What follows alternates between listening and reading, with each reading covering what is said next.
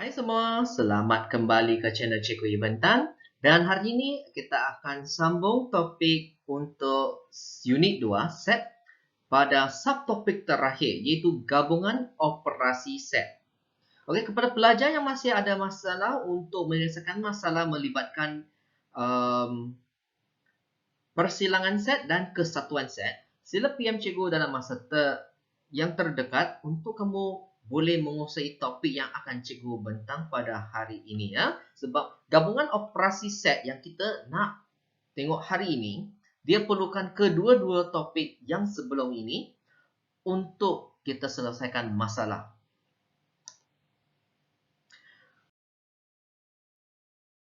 Okey, gabungan operasi set seperti yang kita faham, gabungan. Dia gabung lebih daripada satu jenis operasi. Jadi dalam topik set ini kita hanya belajar dua operasi yang utama dalam silibus kamu, iaitu daripada topik subtopik ketiga iaitu persilangan set, dan juga subtopik keempat iaitu kesatuan set.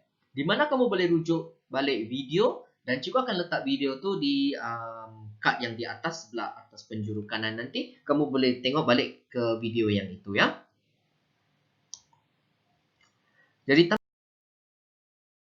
melengahkan masa, cikgu akan terus tunjuk contoh 26 dalam nota itu dan cikgu modify soalan kalau tersilap. Tidak, cikgu tidak modify. Cikgu ambil terus daripada soalan itu dan cikgu akan tunjukkan bagaimana kita boleh dapat jawapan daripada soalan, daripada informasi yang ada. Okey. Jadi kepada yang selepas ini nak tengok balik, nak rujuk balik tu boleh rujuk dalam nota jugalah. Okey. Dan juga cuba latihan di dalam nota, itu yang paling penting. Jadi kita tengok contoh 26. Dari soalan tu dia katakan set semester yang diberi adalah unsur daripada 1 hingga 10. Okey. Macam mana cikgu tahu dia daripada 1 hingga 10? Sebab di sini dia ada katakan 1.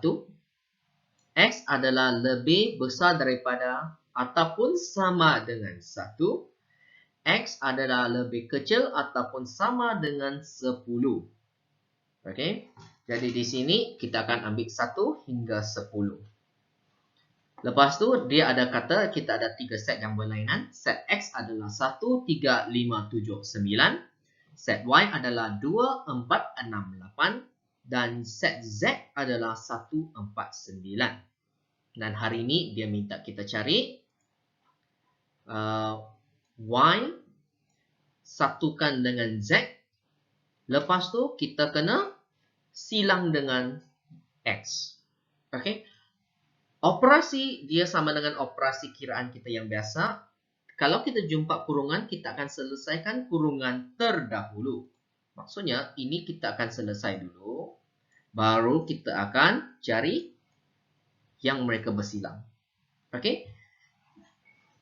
Jadi pertama kita akan tengok Y satukan dengan Z. Jadi apa yang kita akan dapat? Jadi kalau ikut nota akan senaraikan set dia. Okey, sebab X, Y, Z sudah diberikan kepada kita, jadi kita cari Y satu dengan Z dulu. Okey, cuba guna warna purple lah sana. Y union Z adalah, jadi kita ambil semua unsur daripada Y dan Z ya. 1, 2, 4, 6, 8, 9. Okey, jadi kita tulis. Sebab kalau yang sama tu tak payah kita tulis. 1, 2, 4, 6, 8, 9. Okey, jangan lupa tanda kita. Okey, ini adalah Y union Z. Cara ini bila kita senaraikan unsur dia, senang untuk kita baca dan kena pasti apa yang kita nak nanti. Okey, jadi contohnya selepas ini kita perlu silangkan set yang kita ada sekarang ni dengan X. Okey, jadi kita ambil yang sini banding dengan X. Okey, banding dengan X terus. Dan kita akan dapat ada kesamaan mereka tak? Okey, cuba guna orange color. Ada tak satu? Sebab X kita secara umumnya kita tahu dia adalah nombor ganjil. 1, 3, 5, 7, 9 adalah semua ganjil di antara 1 hingga 10. Okey, jadi di sini kita ada 1 adalah ganjil dengan 9 adalah ganjil. Yang lain tu semua genap kan? Ya. Okey, jadi maksudnya selepas kita dapat kesatuan antara Y dan Z dan kita silang dengan X, hasil yang kita akan dapat adalah 1 dengan 9. Jadi di sini kita boleh dapat jawapan akhir sudah. Y 1 dengan Z. Okey, silang dengan X adalah 1, 9. Nah, itu jawapan dia. Senang kan? Tidak susah kan? Yang penting kita kena ada kesabaran untuk catatkan apa informasi yang perlu sahaja. Okey? Kita tengok contoh lagi. Cikgu akan guna contoh yang sama, tetapi sekarang kita nak cari benda yang lain. Okey, kalau soalan ini kita tengok sekarang dia minta kamu cari Z 1 dengan X silang dengan Y prime, bukan Y. Ini cabaran. Nampak? Maksudnya kurungan di sini akan kita utamakan. Okey, ini utamakan. Lepas tu baru kita buat kesatuan. Tetapi di sini ada satu perangkap iaitu kita ada prime ini, iaitu dia maksudnya bukan Y. Jadi maksudnya kita nak cari bukan Y dulu. Okey? Jadi apa cikgu akan buat adalah cikgu terus dari sini kita akan senaraikan yang bukan Y. Memandangkan semester set kita adalah 1 hingga 10. Jadi untuk kita dapatkan yang bukan Y ataupun set pelengkap bagi Y, kita akan senaraikan apa yang tidak disenaraikan di dalam Y. Jadi yang tidak disenarai adalah 1, 3, 5, 7, 9 dan juga 10. 10 yang dia tercicir kan. Kalau tidak, Y kita boleh katakan dia adalah nombor genap. Tetapi sebab 10 tercicir, kita tak boleh katakan dia adalah nombor genap secara umum. Okey? Jadi kita sudah dapat set pelengkap bagi Y dan sekarang kita akan fokus dengan tempat bersilang antara X dengan set pelengkap Y. Okey, ataupun Y prime yang cikgu sentiasa sebut. Okey, jadi cikgu akan guna highlighter di sini. Antara set prime Y prime dengan X, apakah unsur yang sama antara mereka? Kita akan perasan 1, 3, 5, 7, 9 ini semua adalah tempat mereka bersilang. Kan, selain yang 10 itu.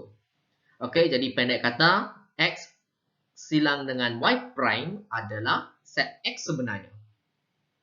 Okey, dan sekarang dia minta kamu satukan dengan Z. Jadi kita ambil yang sini, cuba akan guna pen merah sekarang untuk bulatkan yang tercicir. Untuk tambahkan yang tercicir lah. Okey, 1 dengan 9 ada sudah di set X ini. Dan 1 dengan 9 memang ada di dalam set X. Jadi maksudnya 4 adalah unsur yang kita perlu tambah. Maka kita tahu jawapan untuk kita hari ini. Okey. Adalah 1, 3, 4, 5, 7, 9. Okey. Dari set X tu kita hanya tambah set 4, unsur 4 saja ke dalam set kita dan kita akan dapat jawapan akhir kita. Okey. Kalau kamu rasa cikgu terang dengan terlampau cepat sudah, kamu boleh forward balik ke depan untuk dengar sekali lagi dan ikut rentak. Kalau tak dapat tu, kamu boleh pause sekejap. Fikir dulu, cuba dapatkan informasi itu. Kalau tidak dapat lagi juga, tidak apa. Jangan risau, kamu boleh letakkan keraguan kamu di bahagian comment box di bawah. Cikgu akan cuba jawab dalam masa yang terdekat. Ataupun kamu rasa nak terus dapatkan bantuan daripada cikgu, kamu boleh terus PM cikgu di Telegram ataupun WhatsApp. Dan cikgu akan reply masa cikgu nampak message dalam masa yang terdekat lah. Okey? Selepas itu, juga cikgu akan tunjukkan satu contoh soalan daripada latihan 18. Ada juga di dalam nota kamu. Tetapi soalan ini akan cikgu biar kamu cuba selesaikan sendiri. Cuma di sini sebelum cikgu lepaskan tangan kepada kamu untuk cuba soalan ini adalah cikgu akan membimbing kamu bagaimana kita nak analisis soalan ini. Dan dari sini juga mungkin cikgu akan bantu kamu daripada soalan A. Okey, dari soalan A ini. Sebab dengan A kamu ada gambaran sudah, sepatutnya lebih senang untuk kamu selesaikan soalan B, cari bilangan pelajar. Okey. Jadi kita tengok soalan dia sebab banyak panjang kan soalan ni. Jadi kita analisis dulu, juga akan guna highlighter di sini dengan warna kuning. Okey, dalam sebuah kelas. Okey, cara kita analisis soalan, ingat kita akan berhenti di setiap koma ataupun titik ataupun kalau dia ada gunakan kata hubung. Okey? Sebab kalau dia guna kata hubung, maksudnya dia sudah gabungkan daripada dua ayat yang mudah untuk panjangkan ayat dia. Jadi mungkin dia ada lebih daripada satu informasi. Koma juga untuk kamu berhenti. Okey, jadi mungkin semasa kamu berhenti ni ada informasi sudah tercatat di sana. Jadi setiap kali kita nampak koma, titik ataupun kata hubung, kita akan berhenti sekejap untuk analisis sama ada informasi yang penting tercatat di sana ataupun tidak. Okey? Jadi kita tengok ayat pertama, dalam sebuah kelas yang mengandungi 33 orang murid, koma. Nampak sini koma? Cuba guna merah ni supaya nampak. Okey, koma di sini. Jadi kita akan berhenti di sini. Kita tengok ada informasi penting tak? Ada 33 orang murid. Okey. Ini informasi pertama. Maksudnya sekarang saya ada satu kelas, secara umumnya 33 orang. Jadi ini sebenarnya adalah set semester kita. Tanpa kita tengok bawah lagi, kita sudah tahu set semester kita hari ini adalah 33 orang. Okey, jadi kita boleh catat di sebelah. Okey, di sini kita ada cuba guna yang purple lah. Set semester adalah 33 orang. Okey, seorang murid adalah ahli kepada ketiga-tiga persatuan. Lepas tu dia ada tata pecahan di sana. Jadi kita berhenti. Okey.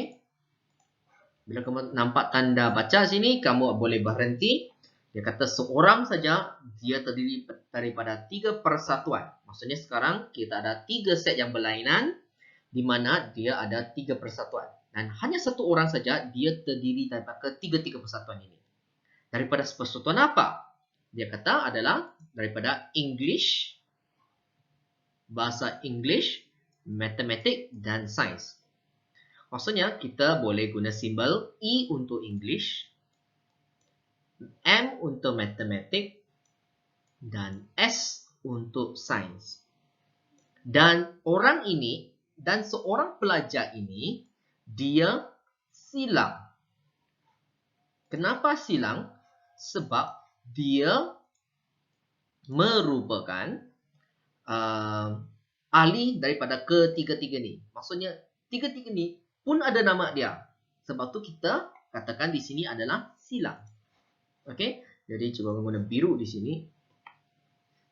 Okey, maksudnya yang silang ini sama dengan satu orang. Seorang yang silang saja. Dan kita tahu sekarang kita ada 3 set yang lain. Satu terdiri daripada English, satu terdiri daripada matematik dan satu lagi terdiri daripada sains. Okay, sebab ada titik sudah kan tadi kita nampak ada titik sini. Jadi boleh berhentilah. Analisis setakat sana. Lepas tu kita sambung dengan analisis yang seterusnya. 8 orang murid menjadi ahli persatuan matematik dan sains sahaja. Oh, matematik dan sains. Jadi, nampak? Kita nampak lagi sekali lagi ada koma. Jadi kita boleh berhenti dan sekarang kita ambil informasi yang kita ada iaitu 8 orang matematik dan sains. Maksudnya M silang dengan S. Okey, jadi kita boleh buat catatan. M silang S 8 orang. Okey. Catat sudah, kita tengok informasi seterusnya. 2 orang murid persatuan matematik dan bahasa English sahaja. Lepas tu kita nampak perkataan dan. Ini adalah kata hubung, maka kita boleh berhenti. Jadi informasi daripada ayat sebelum ini adalah dua orang, terdiri dia adalah ahli kepada persatuan matematik dan bahasa Inggeris. Jadi kita catat matematik silang dengan English adalah dua orang. Okey. Baru kita sambung yang seterusnya. Dia kata 3 orang murid menjadi ahli kepada persatuan sains dan bahasa Inggeris saja. Lepas tu titik sudah kan? Jadi boleh berhenti. Jadi sains dengan English. Jadi S dengan E yang bersilang. Okey, jadi catat lagi S dengan E yang bersilang. Dia kata sekarang kita ada 3 orang. Okey, manakala sambung lagi ayat. Okey, memang panjang soalannya. Manakala 5 orang pelajar murid, okey, dia kata 5 orang murid menjadi ahli persatuan matematik saja. Kalau matematik sahaja 5 orang. Okey. M adalah 5. Tapi kes M ini adalah sangat special sebab ada perkataan sahaja. Ini adalah perangkap dia yang perlu kena hati-hati. Sahaja. Sahaja. Okey. Ini yang kamu kena hati-hati. Sebab yang sahaja ni maksudnya dia tidak akan bersilang dengan orang yang dia tidak akan bertindih dengan apa yang kita ada tadi sudah. Okey? Dan sebab ada koma jadi kita berhenti. Okey? Dan sini ada dan, kita boleh berhenti di sini juga nanti. Okey? Kita sambung. Jadi untuk sains sahaja dia kata ada 6 orang. Okey, jadi kita tulis di sini sains. Mana si pen purple? Okey, pen purple. Okey. Dia kata sains. Sorry ya. Dia kata 6 orang sahaja. Okey, dan juga terakhir 8 orang murid yang bahasa Inggeris sahaja. Okey. Jadi English ada 8 orang. Okey. Sebab ada perkataan sahaja. Maksudnya dia tidak akan bertindih dengan orang yang kita ada tadi. Okey. Jadi dengan informasi yang kita ada sudah, dia minta kita lukis gambar Raja Ben bagi mewakilkan maklumat di atas. Dan kita tengok dia sudah bagi nama untuk set semester murid-murid dalam kelas yang kita ada tadi sudah. Okey, cuba ambil orange color. Okey, diberi yang ini. Okey, kita sudah ada jawapan tadi 33 orang. E untuk English, ada sudah kita tadi bagi nama. Okey, sudah juga. Okey, E orange juga lah juga mana. E untuk English, okey sudah. Kita guna simbol yang betul juga tadi sudah. M untuk matematik dan S untuk sains. Okey, sebab biasanya simbol-simbol yang kita pilih itu mesti ada kaitan dengan set tu supaya kita tak payah fikir balik. Kalau boleh tak guna X, Y, Z, A, B, C? Boleh, tak ada masalah. Tapi apa kaitan dengan English, Mathematics, Science? Jadi kita tidak akan terfikir simbol yang kita gunakan tu hubung kait dia dengan target yang kita nak kategorikan mereka hari ini. Okey, jadi kalau saya guna ABC, jadi setiap kali bila saya fikirkan AB kan, itu apa? B itu apa? Kita kena rujuk balik. Oh, okey. A itu persatuan bahasa English, B itu persatuan matematik. Tapi kita sudah tahu persatuan dan kita terus guna simbol dia EMS. Jadi kita akan fokus persatuan biasanya mungkin terdiri daripada persatuan bahasa ataupun matematik, sains, sejarah, yang persatuan-persatuan tu. Jadi kita akan fokus terus. Jadi EMS, jadi kita boleh fokus dengan alfabet dia. Jadi English biasanya kita guna bahasa English lah, guna E. Matematik, tak kira bahasa Melayu ke bahasa English, dia masih mula dengan M. Sama juga untuk sains, dia mula dengan S.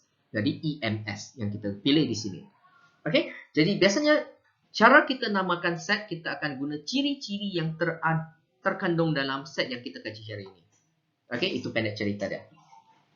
Okey, jadi sekarang dia minta kita lukiskan gambar raja dia. Jadi sekarang kita nampak M boleh, dia ada silang dengan sains, matematik juga silang dengan English, sains juga silang dengan English. Jadi juga kita nampak ada English silang dengan matematik, silang dengan sains. Jadi maksudnya kita hari ini akan guna 3 bulatan. Jenis yang 3 bulatan, cuba guna purple lah. Okey, cuba ambil cari ruangan yang kosong. Banyaknya benda di dalam muka surat ni. Okey. Jadi di sini cikgu akan roughly lah ya. Buatlah 3 bulatan ni. Lepas tu cikgu namakan EMS. Okey. Jadi di sini sebab dia tiada bagikan nama unsur, tetapi dia bagi bilangan unsur ya. Jadi setiap penamaan yang cikgu buat tadi ini, kita sebenarnya cara yang betul kena tulis adalah kita kena letak kurungan dan letakkan N di depan. Tengok jadi bulatan pula. Okey. Jadi kita perlu N. Supaya kita tahu sekarang semua ini dia bukan unsur tetapi bilangan unsur. Number of element dalam bahasa Inggeris kita sebut ya. Okey, ini juga.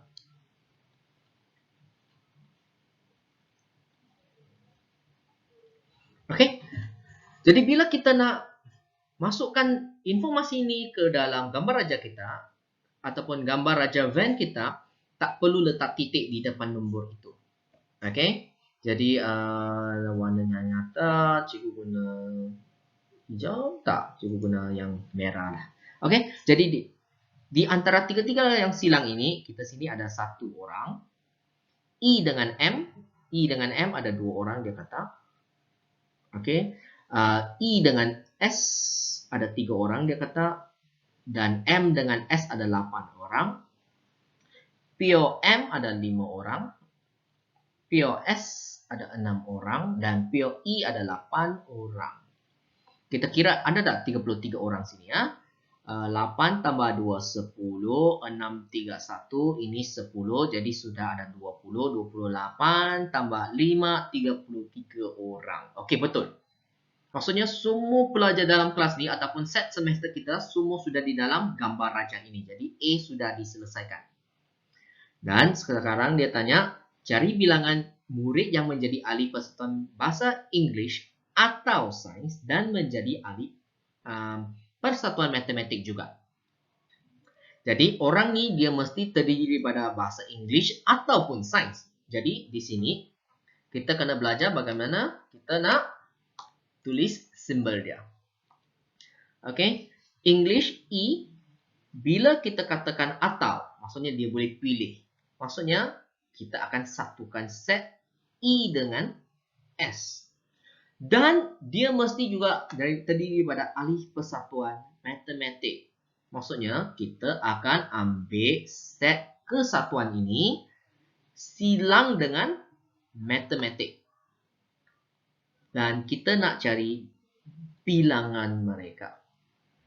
Okey, jadi ini soalan minta. Jadi kita tengok E dengan S. Okey. E 8.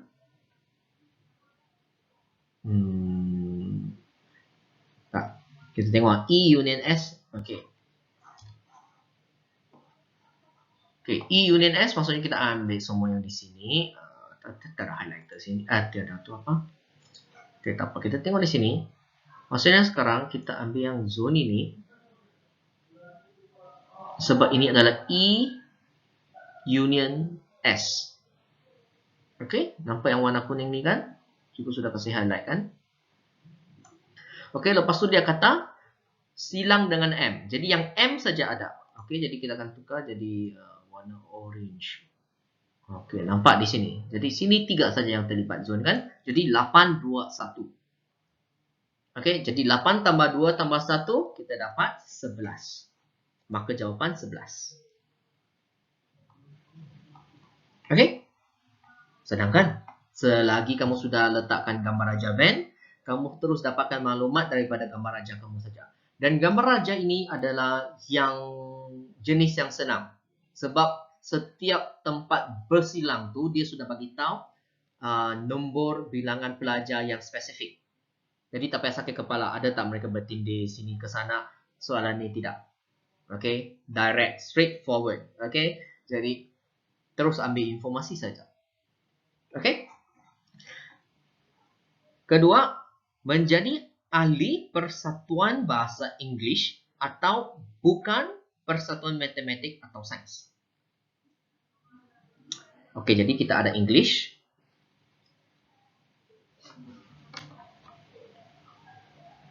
Okey, tetapi dia kata atau. Kita kena satukan dengan yang bukan matematik atau sains. Dua-dua bukan. Jadi kita boleh katakan atau. Jadi M atau sains. Tapi kedua-dua ni kita kena cari yang bukan mereka. Okey. Jadi cikgu akan guna warna biru. Pertama, kita akan cari M union S yang mereka terdiri daripada persatuan matematik dan sains.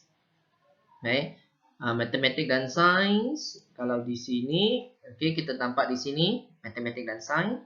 Jadi yang bukan tu, yang bukan terdiri daripada matematik atau sains pun hanya ada bahagian ni saja.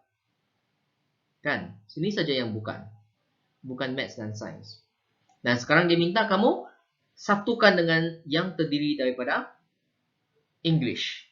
Maksudnya kita nak tambah zone lagi. Sikit lagi kita nak tambah, iaitu daripada sini. Sebab dia merupakan pelajar yang daripada persatuan English.